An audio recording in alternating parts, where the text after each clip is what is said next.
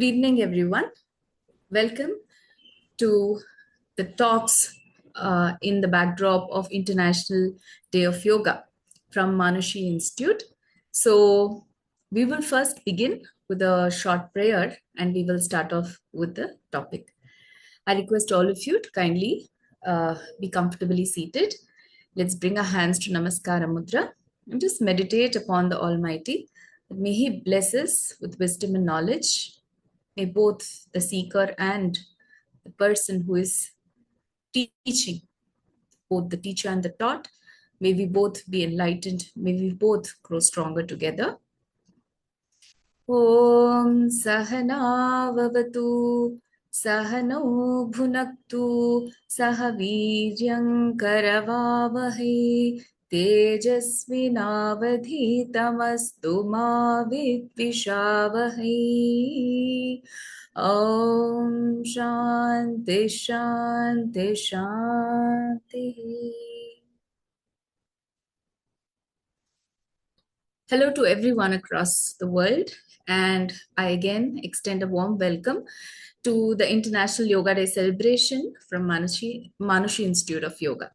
So today's topic that we will be discussing will be the introduction to the Bhagavad Gita, one of the most profound philosophical texts. And as a yoga instructor, yoga teacher, yoga practitioner, I think this is one of the texts that has profound understanding, helps us get a profound understanding of the truth and the realities of life, gives us not just the path, but also hand holds us through the path. That is how the Bhagavad Gita we can look at. To give a slight background of the Bhagavad Gita, literally translating to the song of the god, Bhagavad Gita, the song of the god. So this profound text basically is coming in the backdrop of a war where in the story of Mahabharata, when Arjuna, the great warrior who is very conversant with the battlefield, has been waiting for a very important battle to establish dharma, to establish righteousness, and he goes into deep anxiety, he goes into a state of helplessness when he sees that he has to fight a war against his own people, and then that is the time that he wants to retract. And we have the Gita Acharya, or the teacher of the Gita, who is Sri Krishna himself, encouraging Arjuna to go ahead, perform his duties. So in this text, we see a lot of parallels to what we can derive from this text, because many a times going through the circumstances, the situations in our reality, in our world, as we keep facing various different challenges, we have to make important decisions in life. We have to constantly make trade-offs in life. We do come to crossroads many a times, not being clear as to which path is the right path. So through this text of Bhagavad Gita, we are able to understand factors that should help us make our decisions, and mostly and highly relevant to making this decision is basically moving on the path of dharma or righteousness. Moving on the path of dharma becomes a very important aspect of life, because dharma is simply certain rules, right? Simply speaking, those things that we do not want to come upon ourselves or we do not enjoy, we should not be meting out such actions or such words or such the context with the others either, right? That is dharma. Dharma is basically a set of rules which is established for the sustenance of the entire universe, the rule book by which the universe plays, right? For example, the sun has a path to follow. He doesn't go as per his whims and fancies. He has the role of sustaining the earth, the universe, by going around in that particular path day in and day out, right? That's why seasons come, that's why there are days and nights, etc. Parallelly, there are dharmas that we have to follow as human beings. What is it that we have to follow in our daily lives? What kind of lives should we live? So it becomes a manual for us to by which we can make our decisions more effectively, make our choices more effectively. We're able to live a purposeful and meaningful life. And this becomes very relevant to us as yoga teachers, because not only are we in crossroads, but many a times people who come for yogic practices are not always looking for relief from physical discomfort. They're also many a times plagued by mental blocks or mental tensions, crossroads that they are facing, and that's causing a lot of tension in them, and that manifests as different conditions in the body. So we should understand the Gita, the philosophical background of the Gita, and through our classes, through our practices, we should be able to give in subtle lessons or subtle sutras or subtle cues from the Gita that can pass on to the fellow practitioners, which helps them gain clarity of thought. Right? So that's why the Gita becomes very important. In this background, if you understand what is it that the Gita says, the Gita is basically an essence of the Upanishads.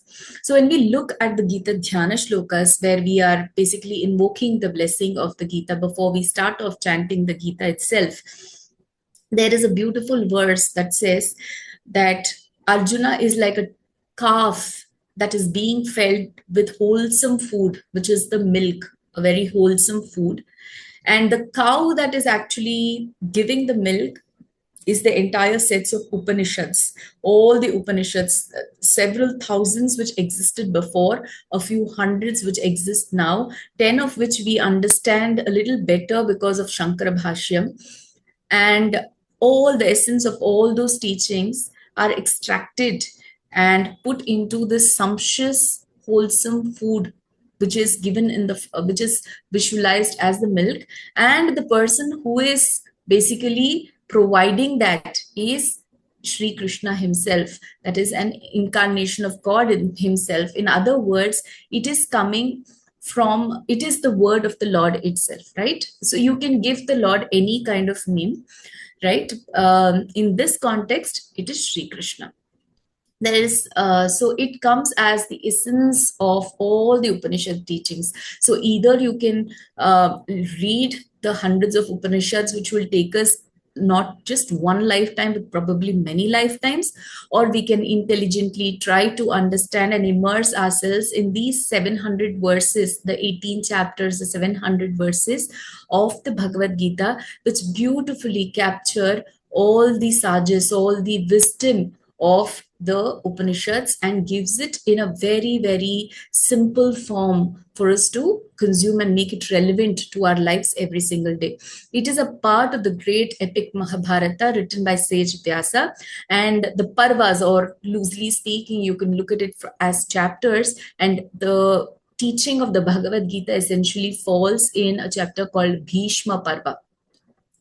And it has profound principles of the Vedanta, Veda Anta Bhaga, Vedanta, Upanishads, the Vedanta. They always talk about not really spirituality, not really, a form of God and, worship of the God and rituals, etc., but something which is even more profound, which helps us find our equations in this universe. It talks about who are we as a Jivatma, try to explore ourselves and understand our equation with this universe, with the Paramatma, and understand the bridge, how we can bridge this gap between the Jivatma, Paramatma. How did the world come into existence? And many such topics which are beautifully explored through the Vedanta, through the Upanishads, right, is what we will find a lot of insights into it through the Bhagavad Gita. And like I said, it is very relevant to all of us, because today, all of us, I think one of the common themes that all of us try to find a solution for is the day to day stress. As the world gets more competent, the expectations keep increasing, and people have to don many more hats. Not just, life is not as simple as, following one particular track. You're expected to adapt, you're expected to learn on the go, you're expected to invest yourself in multiple fields, in multiple roles. So in each of this, the stress keeps accumulating if we are not able to understand how we need to accept or go through each of these, right? So at that point in time where we are stressed, we lose the power of discrimination, like Arjuna lost his power of discrimination on the field. These Vedantic teachings shed the light on how we should make our decisions and helps us find our way out. So basically, the conception, if you look at the mind itself, mind is that aspect which has multiple options it brings forth. And there is something called the objective mind and the subjective mind. The objective mind is the one facing the world, subjective mind is the one facing within. There are constantly pros and cons that we keep weighing, looking at it from both the objective mind and the subjective mind, and managing the mind therefore becomes very, very important. So moving forward, we look at Gita as a moksha shastra as well as a yoga shastra. So a moksha means liberation, and liberation is though Sanskrit word for liberation is moksha, and it might look something that is far distant, something that we probably consider as, what the yogis or great enlightened souls aim for. In reality, all of us in our day-to-day lives are essentially truly working towards liberation. Take an example. If you are in a situation of discomfort, if you have a throbbing headache, you will probably pop in a pill. Why? Because your tendency is you want relief from the headache. You want to be liberated. You want to be in the most constant state. If the nature of a human is to stay in a state of a state of comfort, a state of happiness, which is our true state, right? And how we achieve that happiness, whether it is only by looking at ourselves physically and taking care of us physically, is it by taking care of our physical and mental health, is it by possessing many materialistic things, or is it by aiming for higher things much beyond this physical world, materialistic world? These are what differentiates the kind of lives people live. But essentially, all of us are always looking towards liberation, because liberation gives us a sense of completeness, gives us a sense of happiness, and it is our very nature. So that's why Gita is known as a moksha shastra, that which helps us find the liberation. When we say that, it simply means liberation from all stress, anxieties, and worries, and all the negative emotions. Basically, stay in our happy state. As living beings, we are able to achieve our very best happy states if we are understanding the essence of the Gita and we are able to live by it. It is a moksha shastra. It is also a yoga shastra. It gives us the means to the end. It is a destination and also gives us the path towards the destination. How we head towards that destination. What am I to do to reach there, right? So there are profound teachings of the Bhagavad Gita, and at the end of every chapter is given the name of, the word ending with yoga. For example, sannyasa yoga, karma yoga, jnana yoga, etc. Because it is essentially taking us towards the liberation. And liberation is when you can identify yourself with the higher dimension. You move beyond the limitations. Your limitations are what cause anxieties and fears and restlessness. So the minute you are moving beyond your limitations, the minute you are releasing yourself from the identity towards the limited soul, and you're able to look at yourself from a bigger perspective, there is automatically, you're breaking the shackles. You are therefore feeling a sense of liberation every moment you live. And how is that achieved? Every moment we have to remind ourselves Om Tat Sat, which is one of the Mahavakyas. Tat, that. So Om Tat Sat. Sat means the truth, the only truth that exists, right? There is only one Brahman, or the origin of this whole entire universe, etc. All of it starts from one Brahman. There is one and only one Brahman from which all of it has evolved, right? So each of us is a part of that divine itself, right? So you are that. If we are able to understand, identify us with something that is magnanimous, that is that which is eternal, that which is filled with knowledge, automatically we are liberated from our limitations. And that's why it is a moksha shastra. And how to identify ourselves that way, how to bring ourselves to that understanding, is provided through various paths, which is your bhakti yoga, jnana yoga, karma yoga, and very briefly managing the mind through Raja Yoga, right? So these are all the different paths. And how do I know which path to take? While Gita talks about many paths, which path am I supposed to take? So Swami Vivekananda, one of the greatest persons who lived several hundreds of years back, but his teachings are relevant today because he actually extracted and found a lot of inspiration from Upanishads, Gita, etc. Till today his teachings remain relevant. And he always used to say, follow one or follow all, it is up to you. And who decides which path to follow? Go by your nature. Gita always says, Swadharma, understand your Swadharma, understand your nature, understand what you like best, and hold on to that path. Stay with what you are good at, right? So it gives us multiple paths based on my temperament, based on my comfort levels and my choices. I'm able to hold on to one or more paths which can take me towards that liberation. And each of this is a path of yoga, a jnana yoga or a karma yoga or a bhakti yoga or a raja yoga, right? So these are the different paths that the Gita talks about. And there are essentially 18 chapters in Bhagavad Gita. Like I said, each of them ending with the word yoga, because yoga means yujjate anena iti yoga. So that which helps bridge the gap, right? That which helps us find unity more.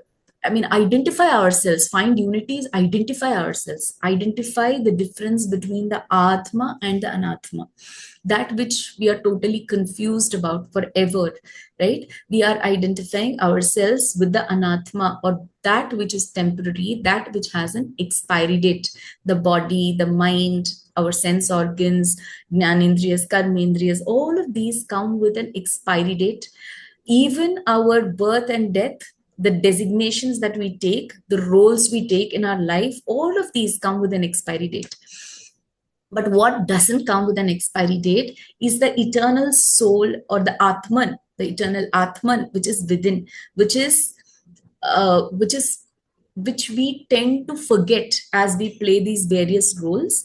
That is eternal, right? So one of the Vedantic teachings that always tells us is, visualize yourself as the different pots, visualize yourself as the different pots, and you see that every pot has some amount of air or some space in it, right? When the pot breaks, there is no differentiation in space, it's just space, right?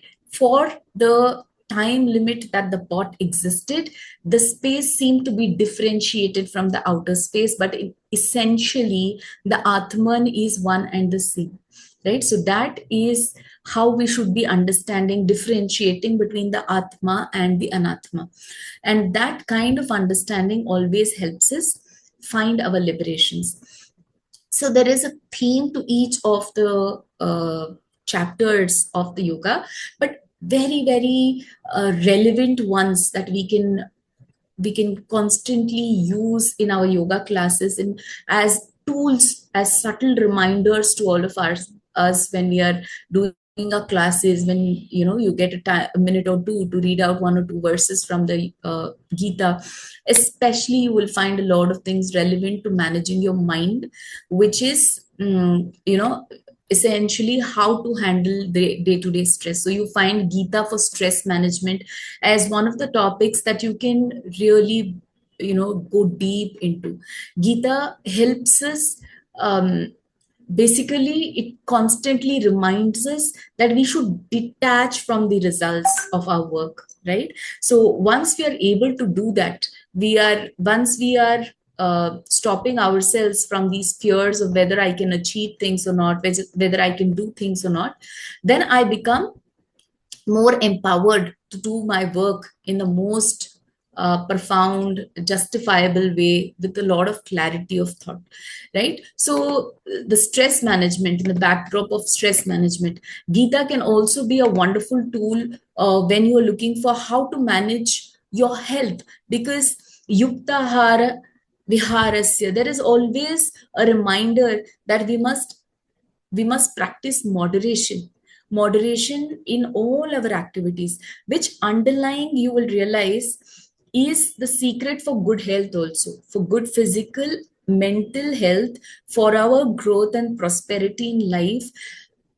Keeping things regulated, keeping things in moderation is always the key to happiness, right? So we find the teachings of Gita helping us navigate through stressful situations. We find it helping us find the secret for success in life, moderation. Because being too much of a workaholic, people tend to burn out and fizz out midway, right? But if you want to run the race for much longer, if you want to be productive for much longer, then you also have to maintain a balance in your life, work life balance your relationships, etc., which is also the key to good health, right? So Gita you have for stress management, Gita you have for your um, handling your other aspects of life when it comes to finding your balance, etc. Gita is also, I have seen Gita basically become very therapeutic for people who are navigating through losses in life. Now, many times people who have lost somebody very close to themselves in life, right? They find it very difficult to move forward, and Gita is one of the most therapeutic texts in that sense, which helps us find acceptance, which helps us find, reinstates the reality that what we may have lost is a name and form, but in several ways, we are all interconnected. The Atman is the same, right? So that reminders and that kind of understanding, it awakens the reasoning capacity of a person, awakens the acceptance in persons, right? So that has been a very one of the therapeutic ways that I have seen Gita work wonders on people. Gita helps with bhakti yoga. Bhakti yoga is strengthening our faith. We might give any name to the God based on the religion, but the faith has no name or has no differentiation. It is the faith that we hold on to which gives us a lot of peace of mind, right? So how do we develop that kind of faith? Is it a rocket science? Are we to do something really difficult or do something unachievable to strengthen our faith? Or is it enough to just go in a complete sense of surrender, love, and submission to the divine? So the Gita gives us that understanding and says, you just have to come with a sense of surrender, and I'm here to accept you, right? So this is the assurance that we get through the Gita, which again gives us the solace.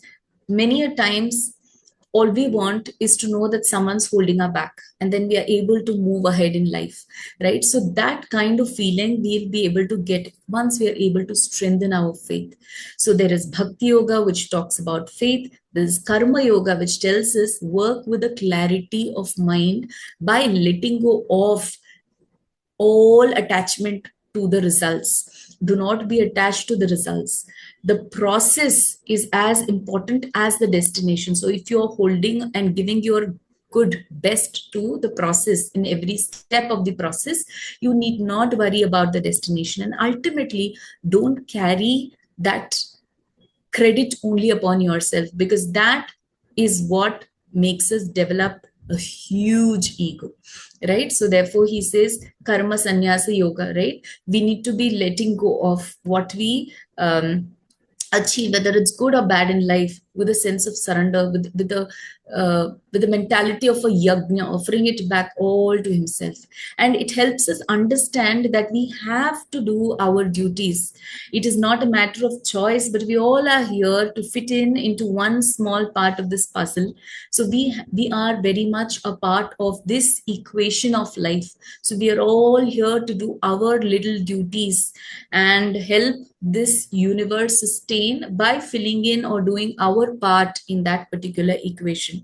So every we cannot choose to sit quietly, so therefore we can just choose to act wisely, right? So that is what the Gita helps us find, that wisdom in choosing, in helping us choose the right actions.